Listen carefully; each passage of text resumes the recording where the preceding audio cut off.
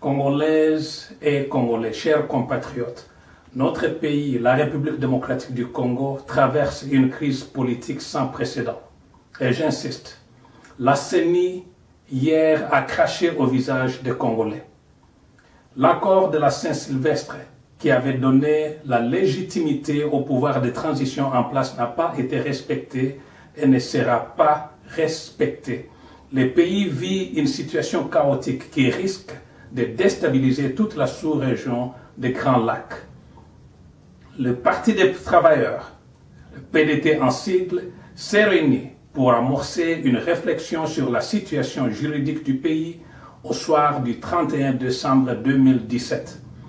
En ma qualité de président, je réitère le message que j'avais adressé au peuple congolais il y a de cela bientôt 2 ans, c'est-à-dire, je propose une transition neutre et négociée en appelant tous les acteurs politiques ainsi que la société civile à trouver un consensus pour la mise en place d'une commission nationale indépendante avec l'appui de la coopération technique internationale, à savoir l'Union africaine, l'Union européenne et l'Organisation des Nations Unies.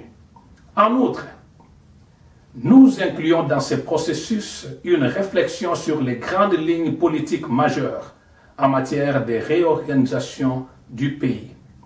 Je m'engage personnellement à pouvoir amorcer des contacts avec des différentes composantes pour approfondir les préparatifs de la dite réflexion qui devra se tenir autour d'une table ronde.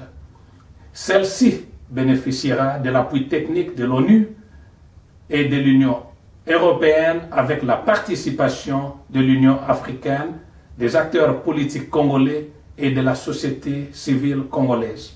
J'insiste spécialement du rôle que devra jouer la France, qui est le seul pays occidental d'avoir un conseil présidentiel pour l'Afrique composé par des Africains de la diaspora.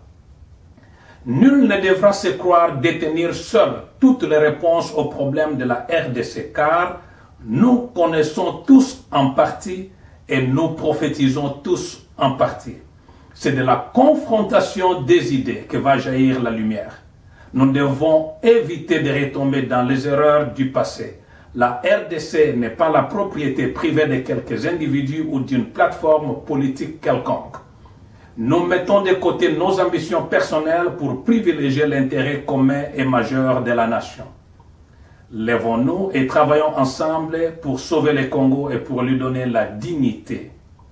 Vive la République démocratique du Congo, vive le peuple congolais, que Dieu vous bénisse, que Dieu bénisse notre pays. Je vous remercie.